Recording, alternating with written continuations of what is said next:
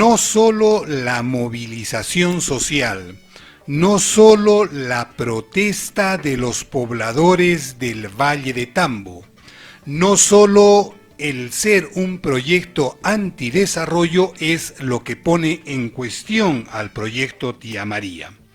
Esta última semana han salido dos noticias sumamente importantes relacionadas a Tía María. La primera de ellas es que el Servicio Nacional de Certificación Ambiental para la Inversión Sostenible, SENACE, ha hecho una evaluación del segundo informe técnico sustentatorio de la unidad minera Tía María. Este informe técnico, que consta de 47 páginas y que lo firman 7 especialistas, tiene más de 30 observaciones al proyecto Tía María. De este informe vamos a leer la conclusión. La conclusión de SENACE respecto al segundo informe técnico sustentatorio de la unidad minera Tía María, presentado por la Southern Perú Copper Corporation, sucursal del Perú, se encuentra observado, dice SENACE, por lo que dicho titular, es decir, la Southern, deberá presentar la información destinada a subsanar las observaciones adjuntas, más de 30 como nosotros lo señalamos, al presente informe en el plazo máximo de 10 días hábiles contados a partir del día siguiente de la notificación del presente. Eso de conformidad con el numeral 4 del artículo 143 del texto único concordado de la ley 27444, Ley de Procedimiento Administrativo General, aprobado por el Decreto Supremo 004-219, Ministerio de Justicia. Es decir, hoy en día este informe preparado por la SENACE fue presentado el día 15 de agosto. Hoy estamos a 7 de septiembre y lo que todavía no tenemos nosotros información es si la Southern, el proyecto Tía María, ha subsanado las más de 35 observaciones realizadas por SENACE. Eso es lo primero que nosotros pensamos es importante que el público conozca. Que el servicio, la oficina del SENACE levanta más de 35 observaciones al informe técnico sustentatorio presentado por la empresa Southern. Y lo segundo relacionado en cuanto a Tía María está referido al estudio de impacto ambiental. El estudio de impacto ambiental del proyecto Tía María fue aprobado el 1 de agosto del año 2014. Ojo con la fecha. Ya han pasado casi 10 años y, como se sabe, en la actualidad la vigencia de un estudio de impacto ambiental es de 5 años. Y tal como lo revela la Dirección General de Minería en un informe del pasado 1 de marzo, la evaluación de impacto ambiental del proyecto Tía María no es vigente.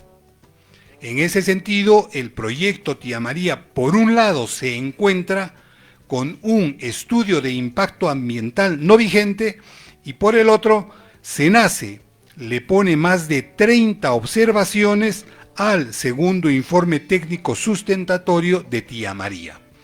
Las consecuencias es, pues, que al lado de la movilización social, al lado de la protesta de los pobladores del Valle de Tambo, hay deficiencias que tiene que subsanar, en cuyo caso, no, si es que quiere seguir adelante Tía María. En tal sentido, pensamos, pues, que hoy más que nunca es válida la consigna esa que dice que Tía María no va. Yo creo que lo que estamos viendo son más evidencias de que quienes decimos Tía María no va, no estamos locos, ni somos antidesarrollo, así simplemente como se quiere entender. Y que la lucha no es esta lucha simplemente de estos son cuatro caprichosos o cuatro caprichosas que quieren impedir el desarrollo de Islay, el Valle de Tambo, el sur del Perú. Es más, hasta hablan de que se impide el desarrollo del Perú si es que no va Tía María, cuando en realidad tenemos otras opciones de desarrollo. El propio gasoducto que se pondría en cuestión si desarrolla Tía María, el propio puerto de Corío, si hablamos de estos grandes proyectos, pero tenemos también otras opciones como las que nos recordaba Eduardo Segarra en el audio que pasamos hace algún momento, que rompe esta mmm, dinámica fatalista de que solo lo exportador y lo extractivista es lo que nos va a llevar al desarrollo. Cuando nosotros decimos que el futuro está en debate, nos referimos a eso, de que hay se está imponiendo una idea de que hay una sola forma de desarrollo: minería, extractivismo, agroexportación, exportación en general. Cuando hay otras formas de encontrar desarrollo. Tía María no solamente no tiene licencia social, sino como nos está recordando Fernando, tampoco tiene licencia técnica de las propias instancias del Estado peruano. Entonces, miremos esas otras alternativas. Segarra decía, puede ser más efectivo poner la plata en agricultura familiar, en agricultura de valles andinos, mediana y pequeña agricultura, que serían además más rápidos que grandes irrigaciones que no vamos a ver de aquí a 10 o 15 años y que ya sabemos cómo funcionan, ¿no es cierto?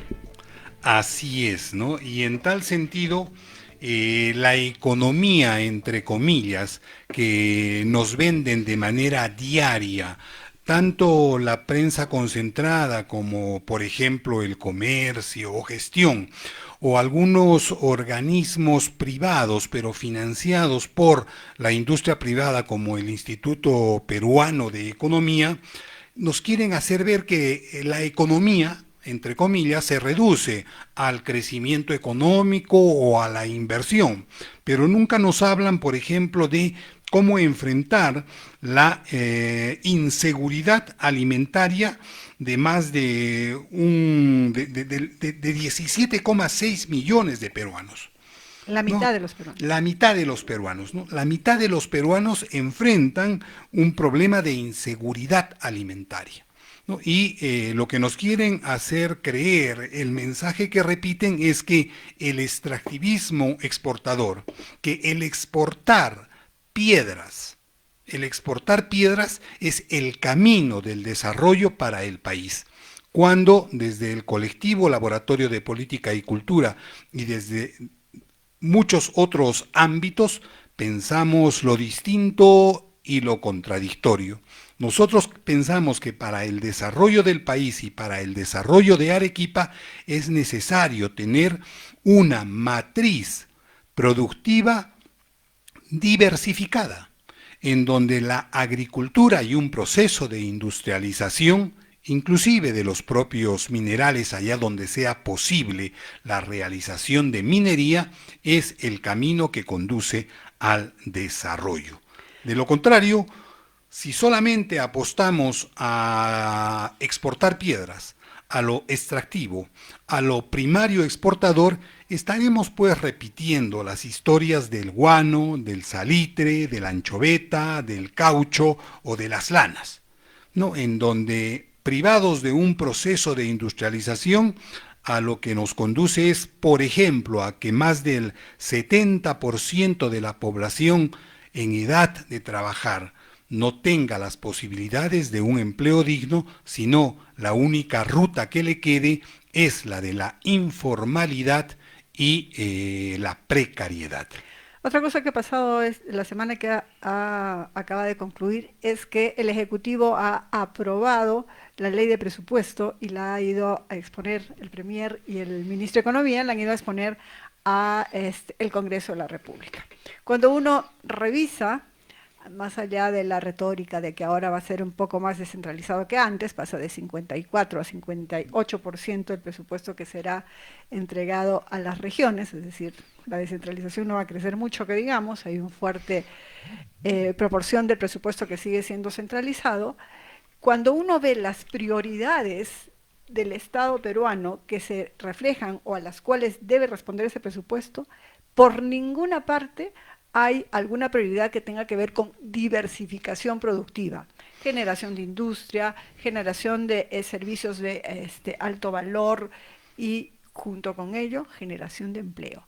La generación del empleo, mucho menos de un empleo digno, no está en la agenda de prioridades de este gobierno y por lo tanto tampoco está de ninguna manera reflejado en el presupuesto de la República. Así es, ¿no? Y mientras esto sucede, lo menos que nosotros podríamos exigir es que un gobernador regional, ¿no? Que viene de un, entre comillas, movimiento regional, tenga alguna idea sobre lo que es o debería ser el desarrollo regional. Y muy por el contrario, el gobierno regional se priva ante su inoperancia, ante su falta de visión, ante su ausencia de un plan, de un programa, de una visión de desarrollo regional para opinar, a dar su punto de vista sobre problemas fundamentales, como es el caso de Tía María y como es el caso de el proyecto Maje Siguas 2. Y mientras esta situación sucede, por ejemplo, vemos cómo las utilidades de las empresas, principalmente de participación extranjera, crecen de manera sustantiva en lo que va del tiempo. Entre abril y junio han sumado unas ganancias, unas utilidades de 365 millones de dólares respecto, por ejemplo, a igual periodo del año 2023. De abril a junio, en 3 meses, han tenido ganancias las empresas de participación extranjera de 365 millones de dólares. Por ejemplo, ¿no? Al lado de ello están las cifras de pobreza, están las cifras de inseguridad alimentaria, están las cifras de la epidemia del dengue, están los niveles de atención en educación y en salud.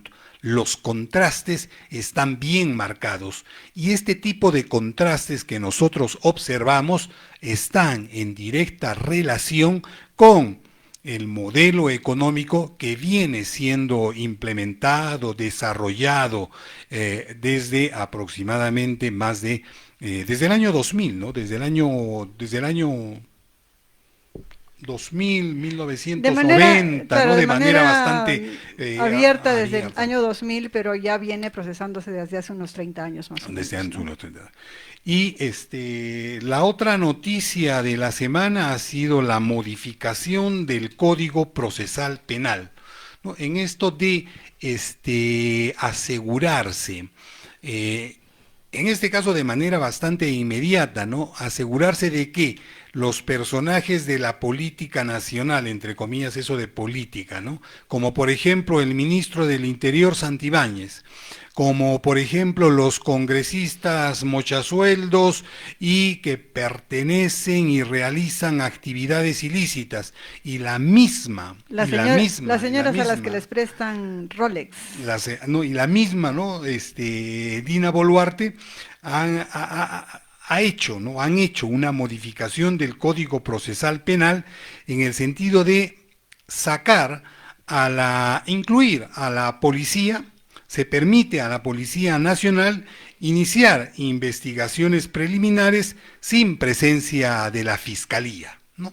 Eso en abierta dirección y beneficio de quienes a la fecha están implicados en investigaciones debido al mal uso de sus poderes o de las facultades que se les ha otorgado. Aquí hay que recordar que cuando se discutió cómo la capacidad investigativa en el caso de un delito se pasaba se salía de la policía y se pasaba a la fiscalía, tenía que ver con dos asuntos importantes.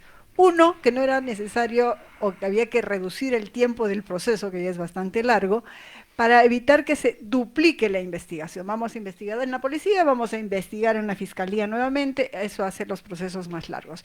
Y lo segundo es pasar precisamente todo el procedimiento de combatir al delito, en este caso la investigación, a un ente independiente de los posibles infractores. En este caso, la gente del Poder Ejecutivo. La gente del Poder Ejecutivo siempre está en posibilidades de incurrir en situaciones de corrupción y otros actos que puedan colindar con lo delictivo. Y hoy en día de eso abunda, ¿no? Los ejemplos del ministro del Interior son particularmente llamativos.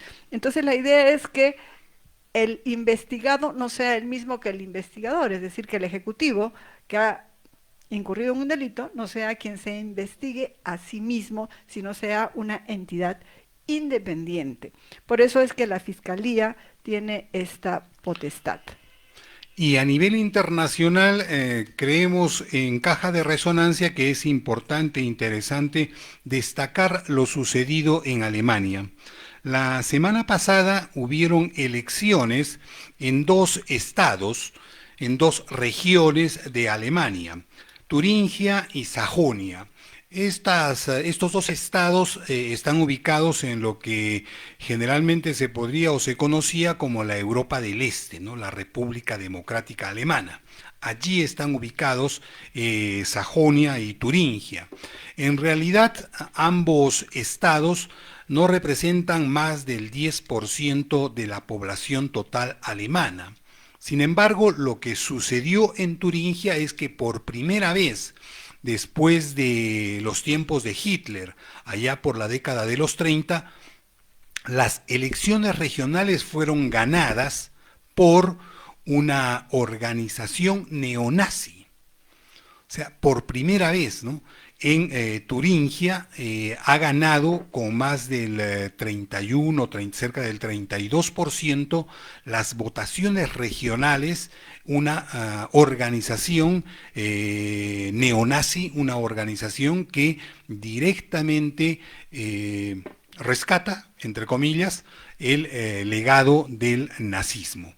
Y en Sajonia, esta misma organización neonazi llamada Alternativa por Alemania ha quedado en segundo lugar, a menos de un punto de los demócratas cristianos, ¿no? Entonces, el panorama en Europa, una vez más, las elecciones y los resultados electorales en Turingia y Sajonia muestran el avance de fuerzas de ultraderecha, de fuerzas neofascistas y neonazistas, ¿no? Y esto en medio de una situación de guerra a la cual ya la población europea trata o va oponiéndose, porque los presupuestos hoy en día en Europa están arraigados profundamente en el armamentismo, y en segundo lugar ante ese apoyo vil que presta la Unión Europea y los gobiernos europeos a la masacre del pueblo palestino por parte del gobierno sionista de Israel. A mí me parece que cuando sentíamos que habíamos aprendido de la historia con la derrota de Hitler, la historia se nos vuelve a presentar en estos ejemplos que nos está poniendo Fernando, de cómo los nazis pueden volver a ganar elecciones en la propia Alemania, y quienes fueron las víctimas, o una de las víctimas más reconocidas, porque no fueron los únicos, que fueron los judíos, ahora son ellos los genocidas. Creo que tenemos que levantar todas las alertas posibles y todas las sensibilidades posibles para evitar este tipo de cosas que también nos vienen sucediendo en el Perú de distintas maneras. 50 muertos en una protesta popular, por ejemplo.